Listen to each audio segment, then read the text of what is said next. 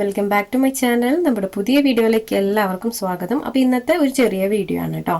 കാരണം നമ്മൾ കഴിഞ്ഞ വീഡിയോസിലൊക്കെ സ്കേർട്ട് ആൻഡ് ടോപ്പിലൊക്കെ ഒത്തിരി ടോപ്പുകൾ കാണിച്ചിട്ടുണ്ടായിരുന്നു ഓരോ വയസ്സിൻ്റെ. അപ്പോൾ അതിനകത്ത് നമ്മൾ സ്ലിറ്റ് സ്റ്റിച്ച് ചെയ്യുന്ന വീഡിയോ ഫസ്റ്റിൽ ചെയ്ത വീഡിയോയിൽ ഡീറ്റെയിൽ ആയിട്ട് കാണിച്ചിട്ടുണ്ടായിരുന്നു. അത് കുറച്ച് ലോങ് വീഡിയോ ആണ്. അപ്പോൾ അതിനകത്ത് നമ്മൾ സ്ലിറ്റും അതുപോലെ ബാക്കിലെ ഹുക്കൊക്കെ സ്റ്റിച്ച് ചെയ്യണത് വളരെ ഡീറ്റെയിൽ ആയിട്ട് തന്നെ കാണിച്ചിട്ടുണ്ടായിരുന്നു. അപ്പോൾ പിന്നീട് ചെയ്തിട്ടുള്ള വീഡിയോസിലൊന്നും ഞാനത് കാണിച്ചിട്ടില്ല. കാരണം അത് വീണ്ടും വീണ്ടും കാണിച്ച് ബോറടിപ്പിക്കേണ്ട അറിയുന്നവർക്ക് വേണ്ടിയിട്ട് അങ്ങനെ അത് വിചാരിച്ചിട്ടാണ് കേട്ടോ. അപ്പോൾ ഈ ഒരു വീഡിയോ ഞാൻ ചെയ്യുന്നത് സ്ലിറ്റ് മാത്രം സ്റ്റിച്ച് ചെയ്യണ ആ ഒരു വീഡിയോ ആണ് കേട്ടോ. സ്ലിറ്റ് നമ്മൾ ഈ ഒരു സൈഡ് അടിച്ചിട്ട് സ്ലിറ്റ് സ്റ്റിച്ച് ചെയ്യണ വീഡിയോ ആണ് നമ്മളിന്ന് ചെയ്യാൻ പോകുന്നത്. അപ്പോൾ ഇത് വളരെ സിമ്പിളായിട്ട് തന്നെ ഈസി ആയിട്ട് ചെയ്തെടുക്കാൻ പറ്റും. അതിൻ്റെ അളവുകളൊക്കെ ഞാൻ കറക്റ്റായിട്ട് പറഞ്ഞു തരാം.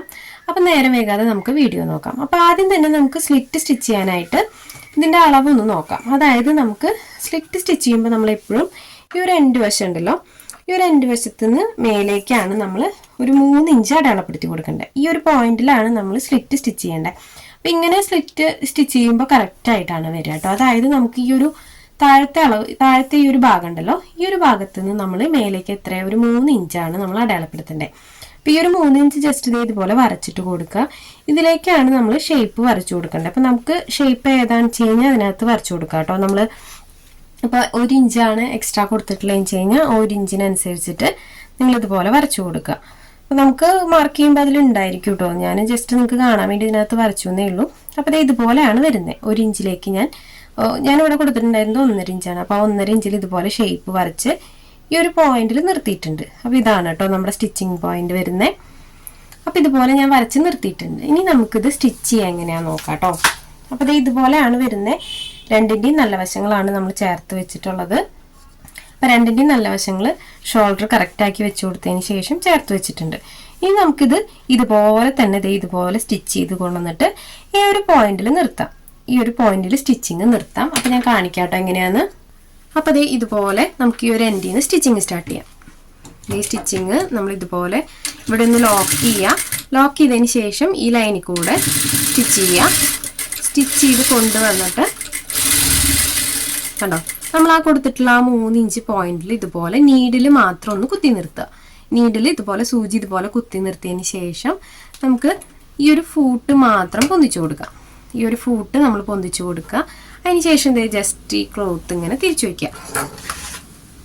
തിരിച്ചു വെച്ചതിന് ശേഷം ഈ ഫൂട്ട് താഴ്ത്തി കൊടുക്കുക.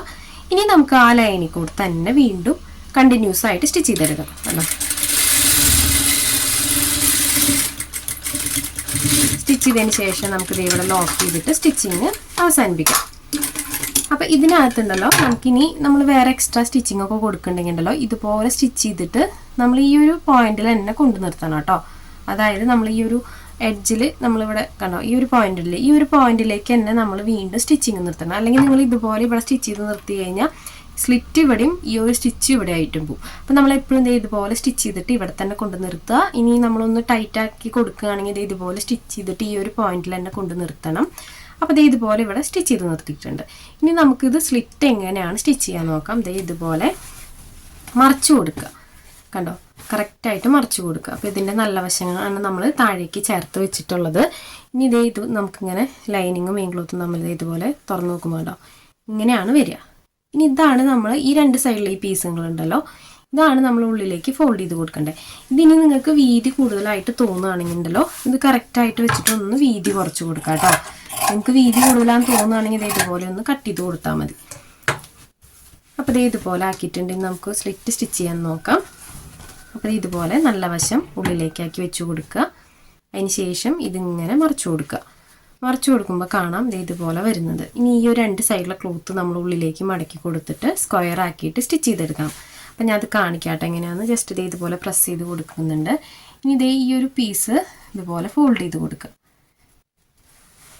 കറക്റ്റായിട്ട് ഫോൾഡ് ചെയ്ത് കൊടുക്കുക. ഫോൾഡ് ചെയ്ത് കൊടുക്കുമ്പോൾ കണ്ടോ ഇങ്ങനെയാണ് വന്നിട്ടുള്ളത്. ഇനി നമുക്കിത് കാണിക്കാം.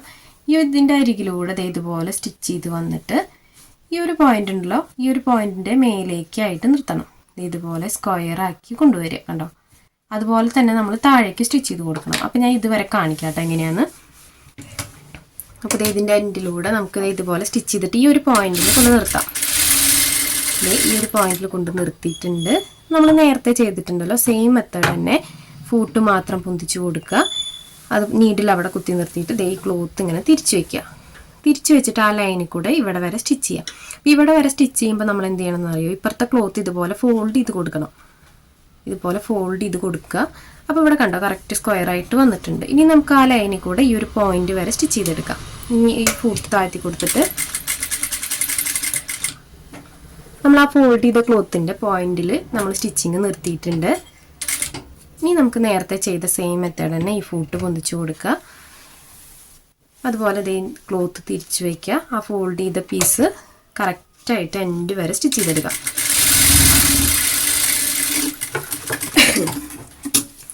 കണ്ടോ നമ്മൾ പെർഫെക്റ്റായിട്ട് സ്ലിറ്റ് സ്റ്റിച്ച് ചെയ്തെടുത്തിട്ടുണ്ട്. ഞാൻ ഇതിൻ്റെ ഫ്രണ്ട് പോർഷൻ കാണിക്കാം. കണ്ടോ നല്ല പെർഫെക്റ്റായിട്ട് നമുക്ക് സ്ലിറ്റ് സ്റ്റിച്ച് ചെയ്യാനായിട്ട് പറ്റിയിട്ടുണ്ട്. കണ്ടോ എല്ലാ സൈഡും ഒരുപോലെ തന്നെ വന്നിട്ടുണ്ട്. അപ്പോൾ ഇതുപോലെ ചെയ്തെടുക്കുകയാണെങ്കിൽ വളരെ ഈസിയാണ് കേട്ടോ. അപ്പോൾ നിങ്ങൾക്ക് ഇത് ക്ലിയർ ആയി എന്ന് വിചാരിക്കുന്നു.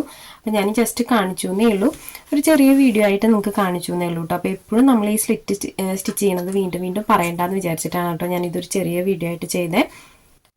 അപ്പോൾ ഇതുപോലെ തന്നെ ഞാൻ അടുത്ത അടുത്ത സ്ലിറ്റും സ്റ്റിച്ച് ചെയ്തെടുക്കുന്നുണ്ട് കേട്ടോ. അപ്പോൾ നിങ്ങൾ ഇത് ശ്രദ്ധിച്ചാൽ മതി. ഈ ഒരു സൈഡ് ഉണ്ടല്ലോ, ഈ സൈഡ് സ്ക്വയർ ആയിട്ട് തന്നെ വരണം ഈ സ്റ്റിച്ച്, എന്നാലാണ് നമുക്കത് കാണുമ്പോൾ നല്ല ഭംഗിയായിട്ട് വരുള്ളൂ. കണ്ടോ കറക്റ്റ് സ്ക്വയർ ആയിട്ട് തന്നെ വരണം.